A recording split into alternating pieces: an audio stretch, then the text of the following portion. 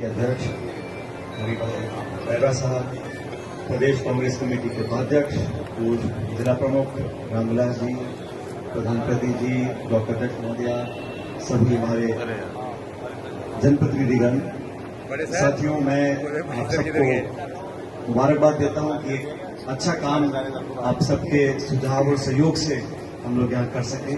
और जैसा आपको बताया गया कि यहाँ पर अनेकों पंचायतों के काश्तकार आते हैं और यहाँ मौसम में, गर्मी में, ठंड में एक ठहरने बैठने का ठिकाना होना चाहिए।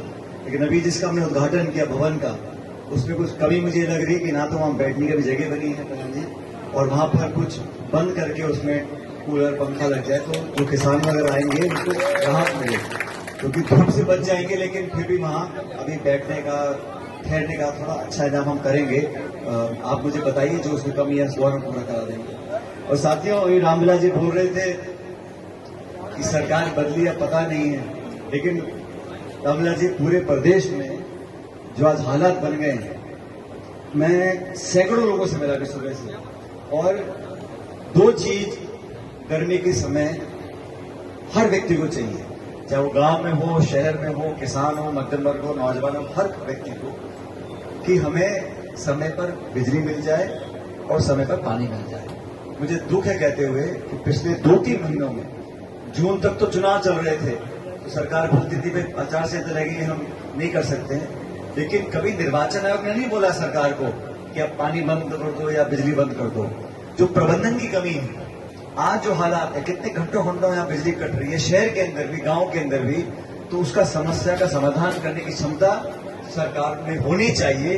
लेकिन मुझे दुख है कि सरकार का ध्यान इन चीजों में नहीं है। अभी विधानसभा का सत्र चल रहा है, विपक्ष के लोग जो मांग उठाते हैं, छात्रवृत्ति बंद कर दी, जो पैसा मिलता स्कॉलरशिप बच्चों को, वृद्धायु पेंशन अब मेरे कल 5 या 6 महीने बाद लोगों को मिली है, और बिजली पानी के हाल हैं जो पहले कभी प्रदेश में नहीं हुए।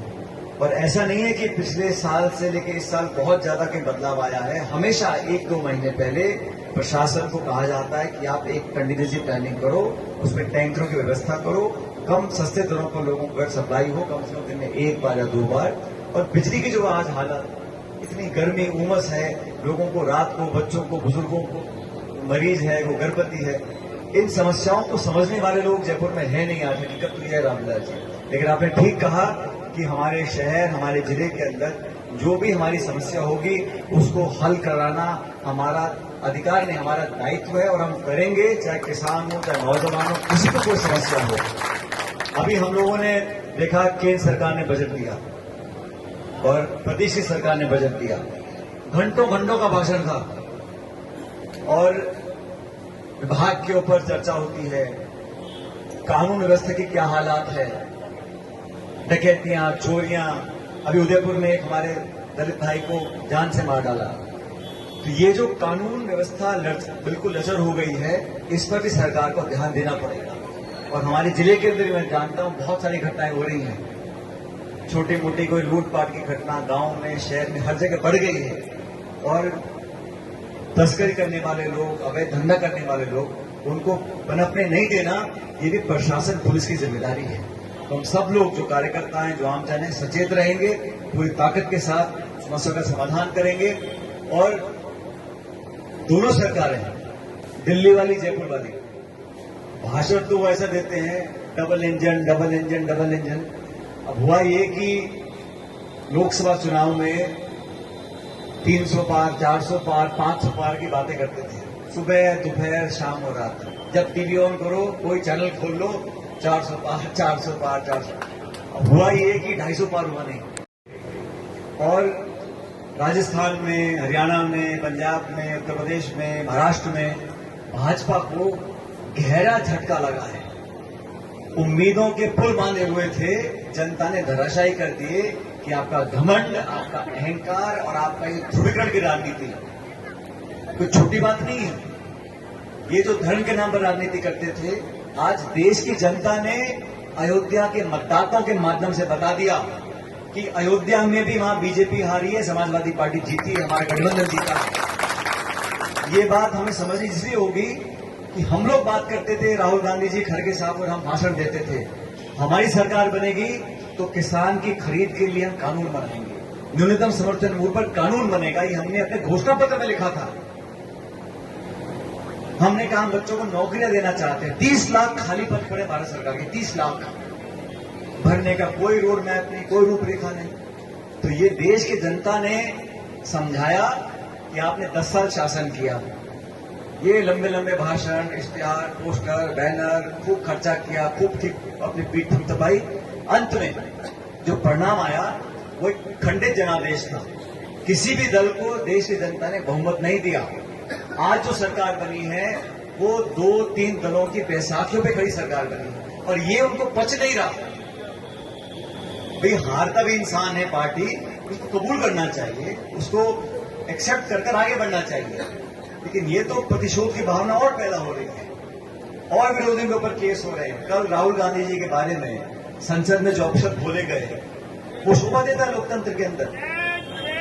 मतलब आप किसी की जाति, बिरादरी, सदन के अंदर विपक्ष के नेता प्रतिपक्ष को, जो संवैधानिक पद पर व्यक्ति बैठा है, उस पर ऐसी ओछी टिप्पणी करना चाहते हैं। किस लिए? कि मन में खींच है। अब जनता ने रगड़ दिया और वो क्या करें उसके बाद। आज बजट हुआ और मैंने कहा था पत्रकारों को, मैंने कहा हमारे बिहार के साथियों से, बिहार की जनता से, आंध्र प्रदेश की जनता से कोई दुश्मनी नहीं, वो भी हमारे देश के नागरिक हैं, उनको उनका अधिकार मिलना चाहिए। लेकिन 2 राज्यों को, बिहार और आंध्र प्रदेश को 1 लाख करोड़ रुपए दे दिया। 1 लाख करोड़ रुपए। ये बिहार का प्रेम एकदम से कैसे पैदा हो गया? आंध्र प्रदेश में जिनको आप पानी पी के गाली देते थे, आज गठबंधन करके उनके बैसाखी पे आप खड़े हो तो खजाना लुटा जा रहे हो। और 2 राज्यों को राजी कर, और वो भी घोषणा करी है। ये दोनों समझ जाएंगे, नायडू और नीतीश कुमार भी, साल 6 महीने पीछे, कि घोषणा है, धरातल उतरने वाला कुछ नहीं है। तो झूठी घोषणाएं कर बाकी राज्यों का हक मारकर आप सिर्फ 2 राज्य के नेताओं को राजी कर रहे हो सरकार चलाने के लिए। ये कोई स्वच्छ राजनीति नहीं है। संविधान ने सबको अधिकार दिया है और आज देश के लोगों ने माना कि ये लोग कहीं ना कहीं खिलवाड़ करना चाहते थे, संविधान की मूल भावना से खिलवाड़ करना चाहते थे। समूचे देश में संदेश गया। आज 36 कौम के लोगों ने जाके इंडिया अलायंस को समर्थन किया है, चाहे बंगाल है, चाहे बिहार है, महाराष्ट्र है, उत्तर प्रदेश है। तो मैं देश के परिप्रेक्ष्य में आज भाजपा के जो हालात हैं उसको आपको बताना चाहता हूं। और केंद्र की सरकार, राज्य की सरकार, डबल इंजन, और जो कोई विधानसभा भाषण पढ़ता है पहले प्रधानमंत्री का गुणगान कर रहा है। अरे भाई गुणगान करो, कुछ लेके तो आओ। राजस्थान को बजट में क्या दिया केंद्र सरकार? एआरसीपी की घोषणा पे उन्होंने कहा कि राष्ट्रीय घोषणा है, ना धनावंटन किया, ना कोई बड़ी परियोजना, ना कोई कारखाना, ना रेलवे लाइन, ना हवाई अड्डा। राजस्थान की सरकार भाजपा की है, लेकिन बिहार, आंध्र की तुलना में कुछ यहां की सरकार ले नहीं पाई। इस बात का हमको दुख है। जनता तो सब लोगों की है। हम लोग पूरा प्रयास कर रहे हैं कि जवाबदेही तय करें सदन के अंदर, सदन के बाहर। हम लोग धरना भी देंगे 1 तारीख और 2 तारीख को बिजली पानी को लेकर सरकार को जगाएंगे। लेकिन प्रबंधन करना, इच्छा शक्ति होना, संकल्पित होकर लोगों की सेवा करना। और कौन सा कोई आसमान मांग रहा है? हम तो कह रहे हैं पानी बिजली दे दो और हमारी बहन बेटे सुरक्षित रहेंगे। इतना करने में क्या जोर पड़ रहा है सरकार को? अब सरकार में दिक्कत यह है कि सत्ता के केंद्र बहुत सारे हो गए, अधिकारी हावी हो गए, लेकिन हम विपक्ष में आज हैं, जिम्मेदारी को समझते हैं। और आप सब लोगों को बताना चाहता हूं कि हम लोग मुस्तैदी से आपके हर मांग की पूर्ति के लिए कोई कसर नहीं छोड़ेंगे, पूरी ताकत से काम करेंगे। अब ये अच्छा भवन हम लोगों ने बनाया है, भवन बन गया, लेकिन मैं चाहूंगा इसमें और सुविधा हम लोगों को दें, ताकि जो काश्तकार या कोई गरीब व्यक्ति यहाँ पर आए, वो बेचारा दूर से आए, कहीं रोड पे खर्च कर पेट्रोल फूक कर, डीजल फूक कर, तो उसको बैठने के लिए, खाने पीने, नहाने के लिए कोई जगह बन जाए। इस प्रकार की व्यवस्था हम लोग कराएंगे। और भी जो आप लोग मांगे कर रहे हैं लगातार उनको पूरा करेंगे। और जो योजना हम शुरू कर गए थे, चाहे वो कॉलेज की हो, फूड पार्क की हो, पुलिया की हो, जो हमारी सरकार के कार्यकाल में जो हमने शुरू करवाई थी, वो सब ठंडे बस्ते में डाल दी। और ठंडे बस्ते में क्यों डाली है? क्यों? देवली का उपचुनाव आने वाला है, यहां अच्छा बड़ा काम होगा, उसकी महक दिल्ली तक जाएगी, तो उन्होंने सब ठंडा कर दिया है। लेकिन ऐसे होगा नहीं। जो हम लोग कह के गए हैं, जो काम शुरू करके गए हैं, उसको पूरा कराएंगे। और ये कोई किसी एक दल, किसी एक नेता की उपलब्धिता नहीं है, ये क्षेत्र के लोगों के लिए संसाधन है। 10, 20, 50, 100 करोड़ रुपए खर्च कर हम एक बड़ा पुल बनाते हैं, या अस्पताल बनता है, या कॉलेज बनता है, या फूड पार्क बनता है। उसमें सिर्फ एक दल के नेता या कार्यकर्ता, ऐसा नहीं, सब लोगों का फायदा होता है। तो ये व्यापक सोच करनी चाहिए, रखनी चाहिए सरकार को भी। और हम सब काम आपके करते रहेंगे। आपसे निरंतर मैं मिलता रहता हूं, आपकी समस्याओं का समाधान हम कराते रहते हैं। और आपसे उम्मीद रखता हूं कि आप सब लोग भी हिम्मत के साथ जवाब तय करें, सरकार को मजबूर करेंगे, हमारी समस्याओं का समाधान करें, और आप लोगों की हर मांग को लेकर आगे बढ़ते रहेंगे। क्षेत्र के लोगों ने बहुत सम्मान, प्यार, ताकत हमको दे रखी है, कोई कमी नहीं है। और हमारी तरफ से भी जितना आप लोग जैसे जो मांगोगे, सारे काम आपके पूरे, चाहे गांव हो चाहे शहर हो। लेकिन आपने जो स्नेह दिया, जो सम्मान दिया, उसके लिए आपका आभारी हूं। और आने वाले समय में आपका प्यार इसी प्रकार हमें मिलता रहे। बहुत बहुत धन्यवाद। जय हिंद। राम राम साहब।